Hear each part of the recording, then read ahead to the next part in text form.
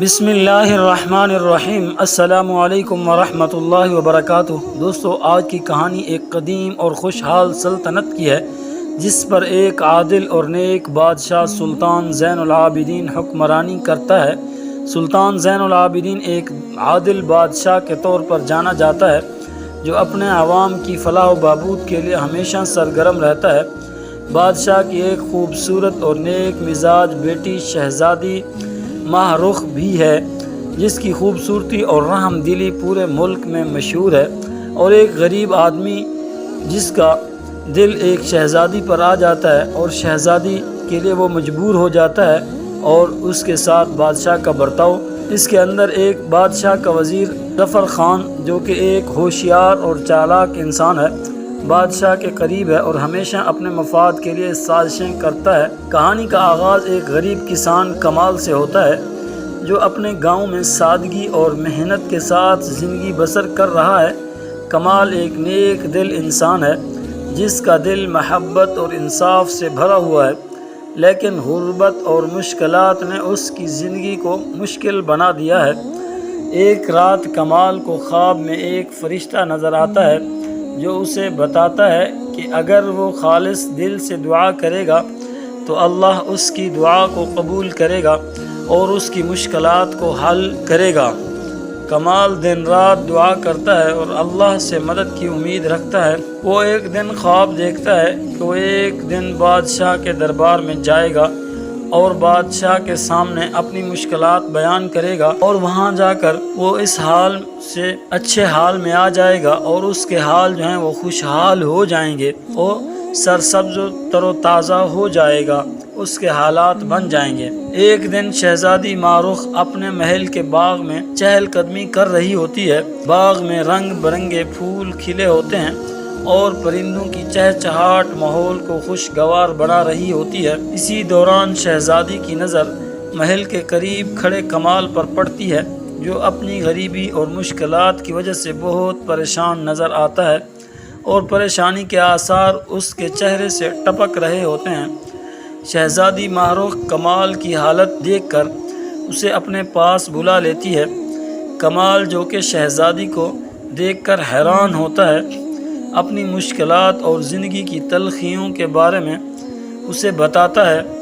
شہزادی اس کی کہانی سن کر، اس کے حالات اور مشکل حالات سن کر بہت متاثر ہوتی ہے اور اس سے وعدہ کرتی ہے کہ وہ اس کی مدد کرے گی۔ وزیر اعظم جو سب سے بڑا وزیر ہے بادشاہ کا، ظفر خان، جو کہ بادشاہ کے قریب رہتا ہے، اس کو شہزادی اور کمال کی ملاقات کے بارے میں علم ہو جاتا ہے۔ وہ سمجھتا ہے کہ اگر کمال کو بادشاہ کے دربار میں جگہ مل گئی تو اس کی اپنی حیثیت خطرے میں پڑ سکتی ہے، کیونکہ وہ دیکھتا ہے کہ کمال جو ہے وہ شہزادی کے ساتھ کھڑا ہے اور شہزادی کی ملاقات ہوئی ہے، تو اس لیے وہ بہت ہی پریشان ہو جاتا ہے کہ یہ کوئی خاص بندہ ہے، اگر اس کو شہزادی نے بادشاہ کے زیادہ قریب کرا دیا تو ہو سکتا ہے یہ میری سیٹ پر آ جائے اور میرے لیے خطرہ بن جائے۔ ظفر خان کمال کو راستے سے ہٹانے کے لیے ایک سازش تیار کرتا ہے اور ظفر خان بادشاہ سے کہتا ہے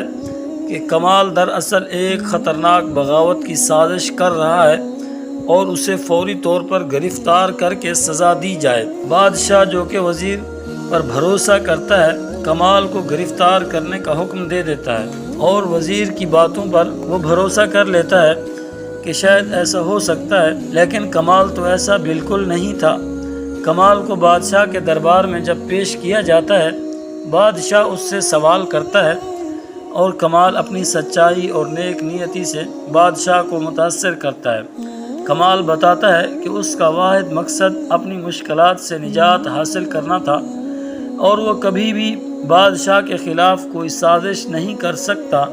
بادشاہ اس کے لیے ہر دل عزیز ہے۔ بادشاہ کمال کی سچائی اور نیک نیتی سے متاثر ہو کر وزیر کی سازش کو سمجھ جاتا ہے۔ کچھ اور لوگ بھی گواہی دے دیتے ہیں کہ وزیر نے کمال کے خلاف غلط سازش تیار کی ہے اور یہ کمال کو مروانا چاہتا تھا، کیونکہ یہ سمجھتا ہے کہ ہر آنے والا بندہ، بادشاہ کو ملنے والا بندہ اس کے لیے خطرے کا باعث ہے۔ وہ وزیر ظفر خان کو اس کی دھوکہ دہی کی سزا دیتا ہے اور اسے دربار سے نکال دیتا ہے۔ بادشاہ کمال کو عزت و وقار کے ساتھ اپنے دربار میں شامل کرتا ہے اور اسے اپنے قریبی ساتھی بنا لیتا ہے۔ شہزادی ماروخ جو کہ کمال کی نیکی اور سچائی سے پہلے ہی بہت زیادہ متاثر تھی، اب اسے دل سے پسند کرنے لگتی ہے اور کمال کو چاہنے لگتی ہے۔ کمال کی سادگی اور اخلاص نے اس کے دل میں محبت کی چنگاری پیدا کر دی ہے۔ تو کمال نے کیا کیا؟ شہزادی کو کہہ دیا کہ میں یہ ہرگز نہیں کر سکتا، بادشاہ کا میں نے نمک کھایا ہے، میں آپ کے ساتھ اس طرح آ جا نہیں سکتا اور آپ کی دعوت بھی قبول نہیں کر سکتا۔ بادشاہ نے مجھے بہت عزت سے نوازا ہے، میں اس کے ساتھ ایسا کبھی نہیں کر سکتا۔ پھر شہزادی بہت ہی پریشان ہو جاتی ہے، وہ کہتی ہے کہ آپ میرے ساتھ ہو جائیں، پھر بادشاہ کو میں دیکھ لوں گی، وہ میرے والد ہیں۔ اور کمال جو تھا وہ بہت ہی اصرار کرتا ہے۔ آخر کار بادشاہ زادی اس کو منا لیتی ہے، اس کو کہتی ہے آپ ایسا کر لیں کہ میں بادشاہ کو سب سے پہلے مناتی ہوں، بادشاہ کو کہتی ہوں کہ آپ کمال سے میری شادی کرا دیں، اگر وہ مان جائیں تو پھر آپ شادی کرنے کے لیے تیار ہیں۔ پھر تو کمال نے کہہ دیا کہ میں شادی کرنے کے لیے تیار ہوں اگر بادشاہ سلامت مجھے کہہ دیں۔ شہزادی اپنے والد سے کمال کے ساتھ شادی کی خواہش کا اظہار کرتی ہے، اپنے والد کو جا کر عرض کرتی ہے، بتاتی ہے کہ کمال مجھے بہت اچھا لگتا ہے اور میں اس سے شادی کرنا چاہتی ہوں، آپ میری ہر خوشی کو اپنی خوشی سمجھتے ہیں تو یہ میری سب سے بڑی خوشی ہوگی۔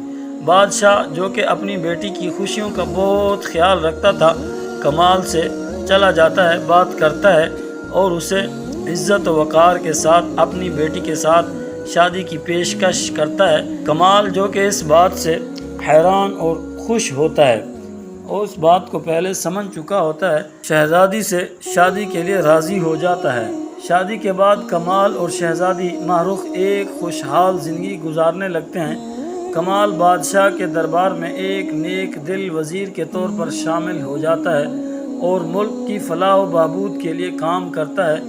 اس کی نیک نیتی اور انصاف پسندی کی وجہ سے ملک میں خوشحالی آتی ہے۔ بادشاہ کا انصاف، شہزادی کی محبت اور کمال کی سچائی کی یہ کہانی پورے ملک میں مشہور ہو جاتی ہے۔ لوگوں کو اس بات کا علم ہوتا ہے کہ کیسے نیک نیتی اور سچائی کی ہمیشہ فتح ہوتی ہے۔ کہانی کا اختتام ایک سبق آموز بات پر ہوتا ہے کہ زندگی میں ہمیشہ سچائی اور انصاف کا دامن تھامنا چاہیے، کیونکہ آخر کار یہی خوبیاں انسان کو عزت و وقار عطا کرتی ہیں۔ یہ کہانی نہ صرف دلچسپ ہے بلکہ اس میں اہم اخلاقی سبق بھی شامل ہے۔